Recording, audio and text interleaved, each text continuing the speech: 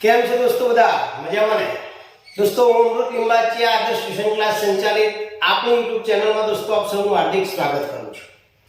મિત્રો, આપણે જ્યારે ગણિતની વાત કરીએ ત્યારે ઘણા બધા વિદ્યાર્થીઓને ગણિત અઘરો વિષય પડતો હોય છે. દોસ્તો, ગણિત અઘરો નથી, પરંતુ આપણે એવું માઇન્ડ સેટ કરી નાખ્યું છે કે ગણિત અઘરો છે અને એના જ કારણે ગણિત આપણને અઘરો પડે છે.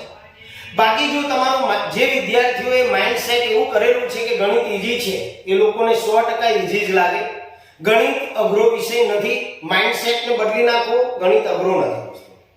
હવે દોસ્તો, આપણે જ્યારે ગણિતની વાત કરીએ ત્યારે પરીક્ષા ઘણી નજીક આવી ગઈ છે.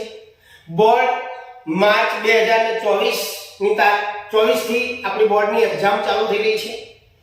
તો દોસ્તો, જે લોકોને ગણિતની અંદર સારા માર્ક્સ મેળવવા છે અને બરોબર અપ ટુ ડેટ તૈયારી કરવી પડશે ને એ પણ જનરલ ઓપ્શન છે, એટલે તમારે જે ચેપ્ટર અઘરા પડે છે એને સાઈડ ઉપર રાખી અને જે સહેલા ચેપ્ટર છે એની પદ્ધતિસર તૈયારી કરવી પડશે દોસ્તો.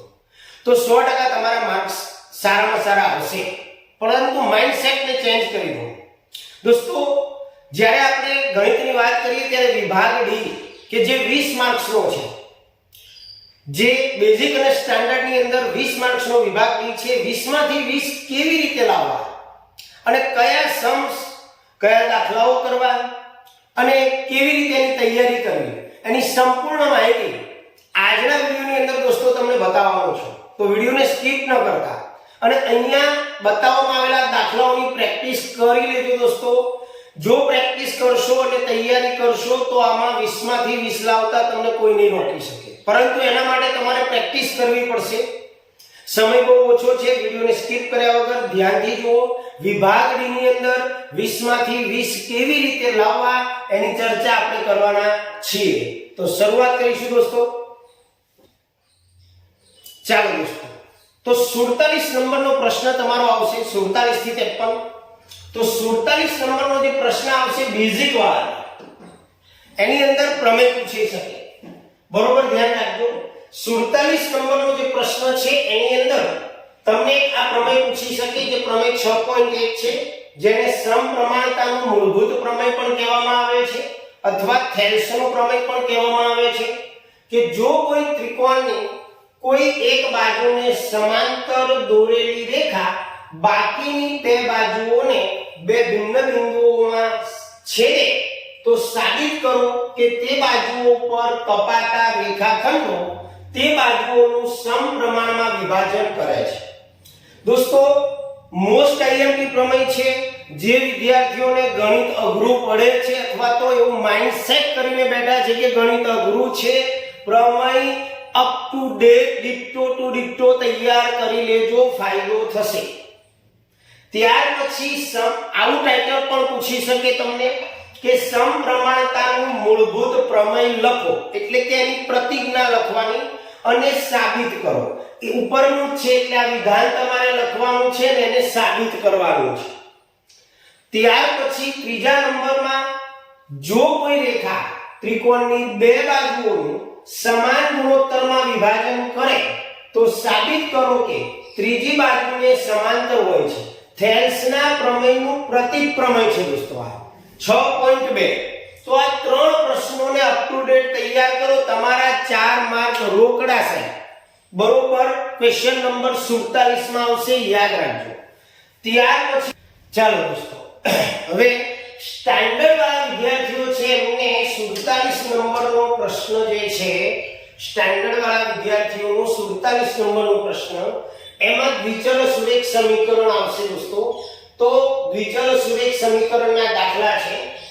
એક હોસ્ટેલના વિદ્યાર્થીઓનું ભોજન ખર્ચ અંશતઃ અચળ અને અંશતઃ વિદ્યાર્થીઓએ જેટલા દિવસ ભોજન લીધું હોય તે દિવસોની સંખ્યાના પ્રમાણમાં હોય છે. વિદ્યાર્થીએ 20 દિવસ ભોજન લે છે અને તેનું ભોજન ખર્ચ 1000 રૂપિયા ચૂકવે છે. વિદ્યાર્થી બી 26 દિવસ ભોજન લે છે અને ભોજન ખર્ચ પેટે 1180 રૂપિયા ચૂકવે છે. તો નિશ્ચિત ખર્ચ તથા દૈનિક ભોજન ખર્ચ શોધો. બે સમીકરણ બનાવવાના છે અને બંને સમીકરણને લોપ કે આદેશની રીતથી તમે ઉકેલશો, જવાબ આવી જશે. ત્યાર પછી દોસ્તો મીના રૂપિયા 2000 2000 ઉપાડવા બેંકમાં ગઈ. તેને કેશિયરને કહ્યું કે મને માત્ર ₹50 અને 100 ની જ નોટો જોઈએ. મીનાને કુલ 25 નોટો મળી, તો તેમને ₹50 અને ₹100 ની પ્રત્યેકની કેટલી નોટો મળી હશે?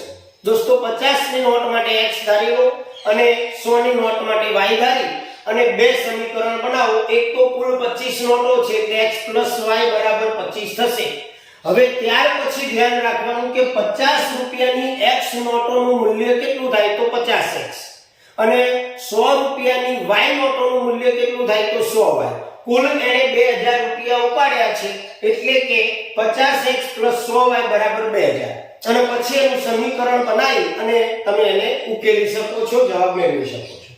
ત્યાર પછીનો દાખલો છે દોસ્તો કે એક અપૂર્ણાંકના અંશમાં 1 ઉમેરતા અને છેદમાંથી 1 બાદ કરતા અપૂર્ણાંકની કિંમત અતિ સંક્ષિપ્ત રૂપમાં 1 બને છે. જો માત્ર છેદમાં 1 ઉમેરવામાં આવે તો અપૂર્ણાંકનું અતિ સંક્ષિપ્ત રૂપ 1/2 બને છે. તો તે અપૂર્ણાંક શોધો દોસ્તો. સ્વાધ્યાય 3.3 દાખલા નંબર 2 નો પહેલો દાખલો છે. ઓકે, આ સિવાય બીજા પણ દ્વિચલ સુરેખ સમીકરણના દાખલા છે જુઓ કે જેમાં ઉંમરનો બીજો એક દાખલો છે. સ્વાધ્યાય 3.2 દાખલા નંબર 3 નો છઠ્ઠો દાખલો, જેકબ વાળો દાખલો ખૂબ જ અગત્યનો પૂછાય એવો છે.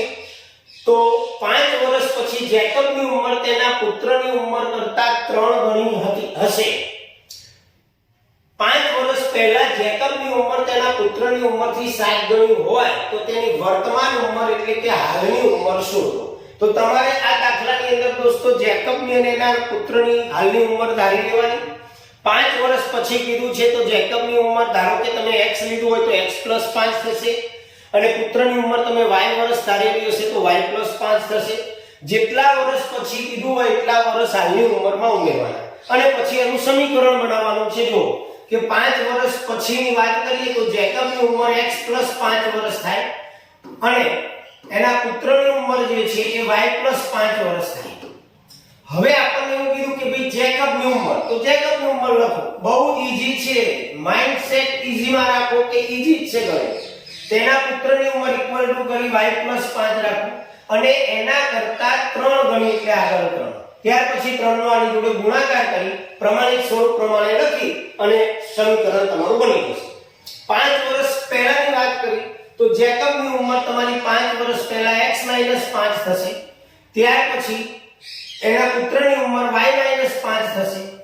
તેના પુત્રની ઉંમરથી 7 ગણી 5 વર્ષ પહેલા તો અહીંયા 7 નો બંને જોડે ગુણાકાર કરી સાદુરૂપ આપો, પ્રમાણિત સ્વરૂપમાં લખો, જવાબ આવી જશે.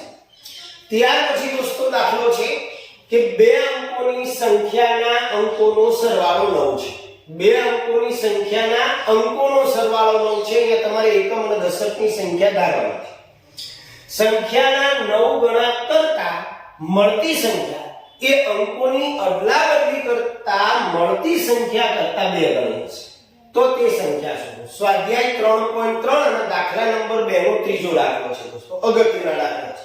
અને લાસ્ટ કે જે સ્વાધ્યાય 3.3 દાખલા નંબર 2 નો પાંચમો દાખલો છે કે પ્રતિષ્ઠિત પુસ્તકાલય પ્રથમ 3 દિવસનું એક પુસ્તકનું નિશ્ચિત ભાડું લે છે અને પછીના પ્રત્યેક દિવસથી અતિરિક્ત ભાડું લે છે. સરિતા 7 દિવસ પુસ્તક રાખવાના 27 રૂપિયા ચૂકવે છે. સુશી 5 દિવસ પુસ્તક રાખવાના 21 રૂપિયા ચૂકવે છે. તો નિશ્ચિત ભાડું અને પ્રત્યેક વધારાના દિવસનું ભાડું શું? રાઈટ? તો આ છે દોસ્તો સ્ટાન્ડર્ડ વાળા માટે 47 નંબરનો પ્રશ્ન. હવે આપણે બેઝિક ક્વેશ્ચન, બેઝિક પેપર જેને રાખેલું છે બેઝિક મેથ્સ, એનો ક્વેશ્ચન નંબર 48.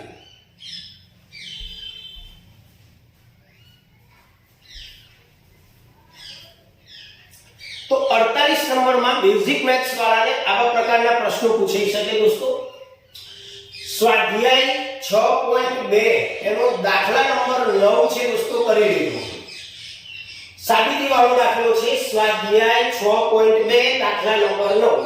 સમલંબ ચતુષ્કોણ ABCDમાં AB સમાંતર DC અને તેના વિકર્ણો એકબીજાને બિંદુ O માં છેદે છે. તો સાબિત કરો કે AO છેદમાં BO બરાબર CO છેદમાં DO. ઓકે, ત્યાર પછી ઉદાહરણ 7 પ્રકરણ 6 નું ઉદાહરણ 7 છે કે 90 સેન્ટીમીટર ઊંચાઈવાળી છોકરી વીજળીના થાંભલાના તળિયેથી 1.2 મીટર પ્રતિ સેકન્ડની ઝડપથી દૂર જતી રહે છે. જો વીજળીનો ગોળો મેદાનથી 3.6 મીટર ઊંચે હોય તો 4 સેકન્ડ પછી તેના પડછાયાની લંબાઈ શોધો. ત્યાર પછીનો દાખલો છે દોસ્તો સ્વાધ્યાય 6.3 નો 15મો દાખલો કે એક 6 મીટર ઊંચો શિરોલંબ વાંસનો જમીન પર પડતો પડછાયો 4 મીટર લાંબો છે. એ જ વખતે એક મિનારાનો પડછાયો 28 મીટર લાંબો છે. તો મિનારાની ઊંચાઈ શોધો. આકૃતિ દોરી, બે આકૃતિ બનશે અને એનાથી તમારો દાખલો સોલ્વ થશે. ત્યાર પછી દોસ્તો ત્રિકોણ ABC સમરૂપ ત્રિકોણ PQR છે. જો AB બરાબર 8, BC બરાબર 6, AC બરાબર 7, PR બરાબર 3.2 તો PQ શોધો. એ સમપ્રમાણતાના જે પ્રમેય છે તમારો થેલ્સનો એના ઉપરથી તમે ગણી શકશો. ત્યાર પછી નો દાખલો છે ત્રિકોણ ABC માં ખૂણો B બરાબર 90, AB બરાબર x, BC બરાબર x + 1, AC બરાબર x + 2 હોય તો x ની કિંમત શોધો. પાયથાગોરસના સૂત્રથી તમે ગણી શકશો. તો દોસ્તો બેઝિક મેથ્સ વાળાને ક્વેશ્ચન નંબર 48 આ રીતે પૂછાશે. ધ્યાન રાખજો અને બરોબર આનો સ્ક્રીનશોટ પાડી લેજો અથવા તો દાખલાઓને ગણી લેજો, પ્રેક્ટિસ કરી લેજો, કારણ કે ખૂબ જ અગત્યના દાખલાઓ છે. હવે સ્ટાન્ડર્ડ મેથ્સ જે લોકોને છે એમને 48 નંબરની અંદર આ દાખલાઓ પૂછી શકે. બરોબર, ધ્યાન રાખજો, આ રકમો જોઈ લેજો બરોબર અને સ્ક્રીનશોટ પાડી લેજો. ક્વેશ્ચન નંબર 48 ની અંદર આ પ્રકારના દાખલા સ્ટાન્ડર્ડ મેથ્સ વાળાને પૂછી શકે, કારણ કે એમને દ્વિચલ સુરેખ સમીકરણના બે દાખલા આવવાના છે. તો બરોબર સ્ક્રીનશોટ પાડી લો, કારણ કે રકમ વાંચવા જઈશ તો બહુ જ લાંબો વિડિયો થઈ જશે. ઓકે, ચાલો સાઈડમાં જતો રહો, સ્ક્રીનશોટ પાડી લો ને પ્રેક્ટિસ કરી લેજો. સાઈડમાં લખેલું છે 3.2 ત્રીજાનો છઠ્ઠો દાખલો છે. અમુક દાખલાઓ જે ભૂતકાળમાં બોર્ડમાં પૂછાયેલા છે એ એમને એમ લખેલા છે. ચાલો આગળ વધીએ. ત્યાર પછી 49 નંબરનો પ્રશ્ન, બેઝિક મેથ્સ વાળાને 49 નંબરનો જે પ્રશ્ન છે દોસ્તો એ આવી રીતનો પૂછાશે. જોઈ શકો છો તમે અહીંયા કે જે આપણે દ્વિઘાત સમીકરણની અંદરથી પૂછાવાનો છે. એમાં પહેલો દાખલો છે એક કાટકોણ ત્રિકોણનો વેધ તેના પાયા કરતા 7 સેમી નાનો છે. જો કર્ણની લંબાઈ 13 સેમી હોય તો બાકીની બે બાજુઓ શોધો. દોસ્તો આ દાખલાની અંદર તમારે આકૃતિ બનાવવાની છે ઓન્લી, અને પાયથાગોરસથી તમારું દ્વિઘાત સમીકરણ બની જશે. તમારે કાટકોણ ત્રિકોણ બનાવવાનો છે. જો એક મિનિટ હો દોસ્તો, કે કાટકોણ ત્રિકોણ તમે બનાવ્યો એમાં આપણને વેધ, તો વેધ જે છે આને કહીશું AB એ વેધ છે, BC એ પાયો છે. તેના પાયા કરતા 7 સેમી નાનો છે. એટલે પાયા માટે તમારે ધારી લેવાનું છે કે ધારો કે આપેલ ત્રિકોણનો પાયો x. હવે વેધ તમારે શોધવો છે તો પાયા કરતા 7 સેન્ટીમીટર નાનો એટલે x - 7. કર્ણની લંબાઈ તમને 13 આપેલી છે, પાયો x અને આ x - 7. ત્યાર પછી પાયથાગોરસનું સૂત્ર મૂકી અને એને પ્રમાણિત સ્વરૂપ કરશો એટલે દ્વિઘાત સમીકરણ બની જશે અને તમે ભાગલા પાડોની રીતથી એનો ઉકેલ મેળવી શકશો. ત્યાર પછી પ્રકરણ 4 નું ઉદાહરણ 1 છે કે જ્હોન અને જીવંતી પાસે કુલ 45 લખોટીઓ છે. પ્રત્યેક વ્યક્તિ 5-5 લખોટી ખોઈ કાઢે છે અને હવે તેમની પાસે બાકી રહેલી લખોટીઓની સંખ્યાનો ગુણાકાર 124 છે. તો આપણે જાણવું છે કે તેમની પાસે શરૂઆતમાં કેટલી લખોટીઓ હતી. આપેલ પ્રશ્નનો ઉકેલ મેળવો. ઓકે દોસ્તો, બહુ જ અગત્યના છે. તો 20 માંથી 20 લાવવા હોય તો તૈયાર કરજો દોસ્તો.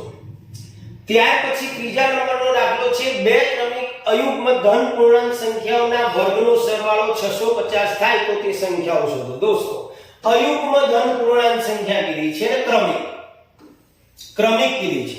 તો તમારે પ્રથમ ક્રમિક સંખ્યા x ધારવાની છે ને બીજી x + 1 નહીં, બીજી સંખ્યા તમારે ધારવાની છે x + 2 કારણ કે અયુગ્મ કીધી છે.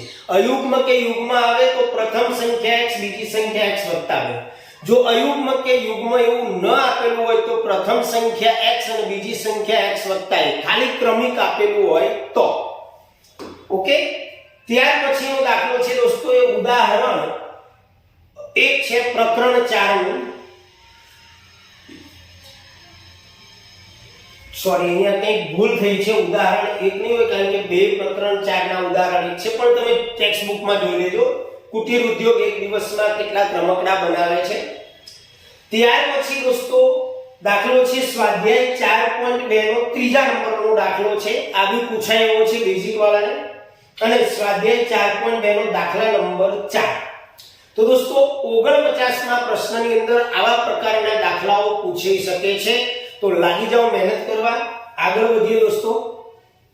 બેઝિક મેથ્સ વાળાને 50 નંબરનો જે પ્રશ્ન છે એ 50 નંબરનો પ્રશ્ન એમાં સમાંતર શ્રેણી આવશે. અને એમાં પહેલા તમારે અગત્યના દાખલાઓમાં સ્વાધ્યાય 5.3 નો 19મો અને 20મો દાખલો જોઈ લેવો. ત્યાર પછી 5.3 નો 16મો દાખલો છે, તમારી સામે મૂકેલો છે. અને ગણજો દોસ્તો, 2-3 વાર ગણીને પાક્કું કરી લેજો. ત્યાર પછી સ્વાધ્યાય 5.3 નો 17મો દાખલો છે. અને સ્વાધ્યાય 5.3 નો 15મો દાખલો છે. તો 4 ગુણની અંદર 50 નંબરમાં તમારે બેઝિક મેથ્સ વાળાને આ પ્રમાણેનો દાખલો આવશે સમાંતર શ્રેણીનો. ઓકે, ત્યાર પછી સ્ક્રીનશોટ પાડી લેજો, બરોબર. અને આ દાખલાઓની પ્રેક્ટિસ કરી લેજો. 20 માંથી 20 લાવી શકશો તમે દોસ્તો.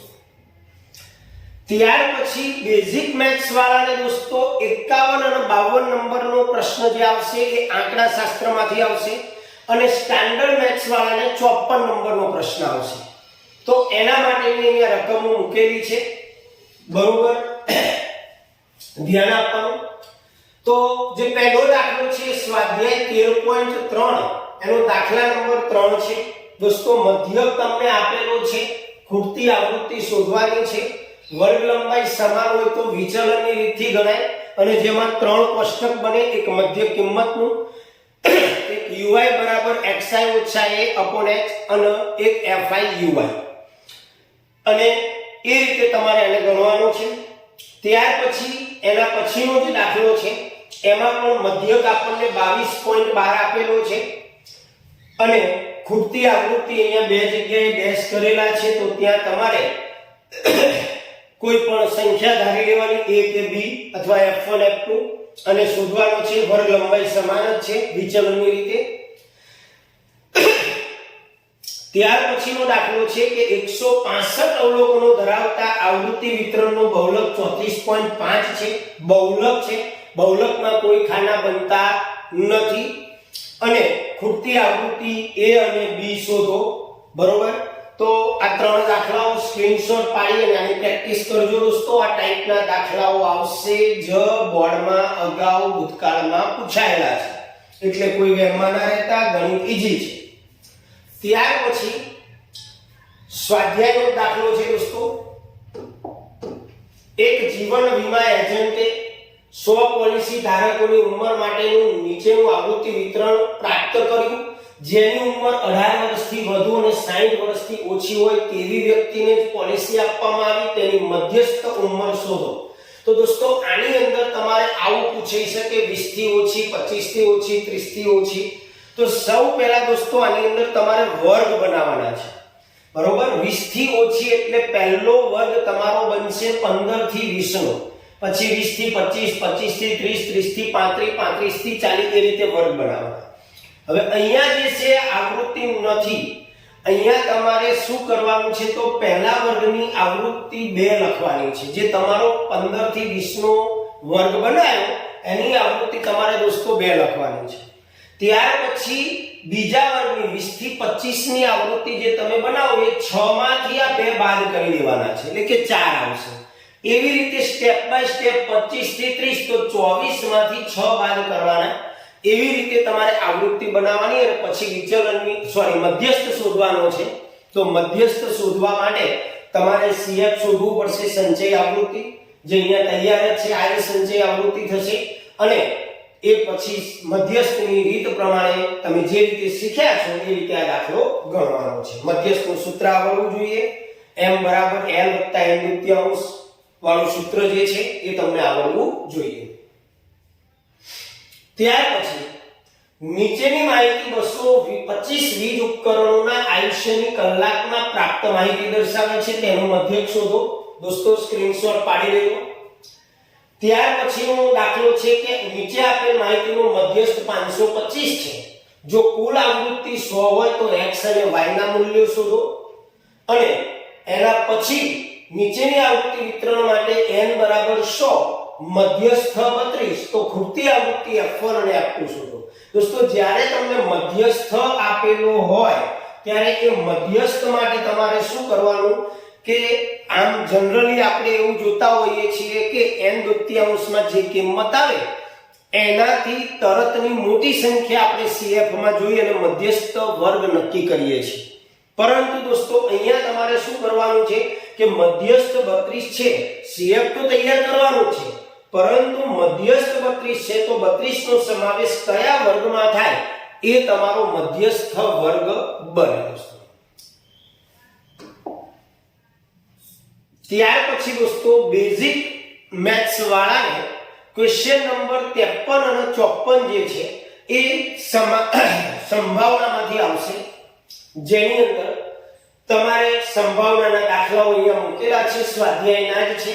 આ દાખલાઓને વધારે ફોકસ કરી અને ગણી લેજો દોસ્તો. સ્વાધ્યાય 14.1 નો દાખલા નંબર 15 છે. ત્યાર પછી સ્વાધ્યાય 14.1 નો લખવાનું રહી ગયું છે, 14.1 નો દાખલા નંબર 18 છે.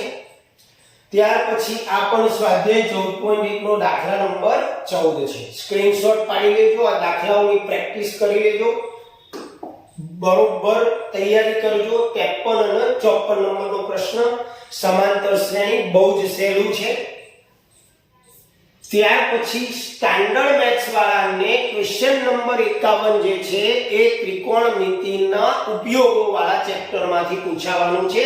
તો એની અહીંયા તમારા સામે કેટલીક અગત્યની રકમો મૂકેલી છે, સ્ક્રીનશોટ પાડી અને આ દાખલાઓને ગણી અને પ્રેક્ટિસ કરી લેજો, પાકા કરી લેજો દોસ્તો. ચાલો હું સાઈડમાં ખસી જાઉં, સ્ક્રીનશોટ પાડી લો. ઓકે. ત્યાર પછી સ્ટાન્ડર્ડ મેથ્સ વાળાને 52 અને 53 નંબરનો જે પ્રશ્ન છે એ પૃષ્ઠફળ અને ઘનફળમાંથી આવવાનો છે દોસ્તો, 12 નંબરના ચેપ્ટરમાંથી. તો એના માટે પણ બોર્ડની અંદર પૂછાય એવા અગત્યના દાખલાઓ અહીંયા મેં મૂકેલા છે. તો એ દાખલાઓનો સ્ક્રીનશોટ પાડી દાખલાઓને એક એક બે વાર ગણી અને પ્રેક્ટિસ કરી લો. ચાલો સ્ક્રીનશોટ પાડી લો. ઓકે. તો અહીંયા દોસ્તો ક્વેશ્ચન નંબર 47 થી લઈને 53 સુધી સ્ટાન્ડર્ડ મેથ્સ અને બેઝિક મેથ્સ આ બંનેને કયા કયા ચેપ્ટરમાંથી કેવી રીતે દાખલા આવવાના છે અને કયા દાખલાઓ અગત્યના છે એની માહિતી આપી. દોસ્તો આ દાખલાઓને બરોબર જોઈ લો, જેથી કરીને તમારા 20 માર્ક પાકા. પ્રમેય કમ્પ્લીટ તૈયાર કરી લો, જે સાબિતી વાળા દાખલા આપ્યા છે એ પણ તૈયાર કરી લો, એની પાછળ પડી જાઓ અને તૈયાર કરી લો. આના વિડિયો પણ અગત્યના ચેપ્ટરોના દરેક ચેપ્ટરના આપણી YouTube ચેનલ ઉપર પણ મળી રહેશે દોસ્તો. તો ત્યાં જઈને શીખી લો, કોચિંગમાં જઈને શીખી લો, પણ તૈયાર કરી લો તો જ 20 માર્ક તમારા આવશે.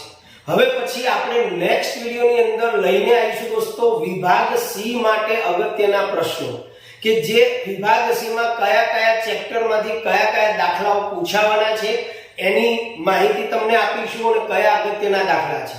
પરંતુ દોસ્તો જો તમને અમારું કામ ગમ્યું હોય તો ચેનલને લાઈક અને શેર જરૂર કરજો, જેથી કરીને વધુમાં વધુ વિદ્યાર્થીઓને એનો લાભ મળે દોસ્તો અને અમને પણ મોટિવેટ મળે. અને આપ અમારી ચેનલ પર નવા હો તો એને સબસ્ક્રાઇબ કરવાનું ભૂલશો નહીં દોસ્તો. ચાલો ત્યારે મળીશું નેક્સ્ટ વિડિયોની અંદર, ત્યાં સુધી આવજો.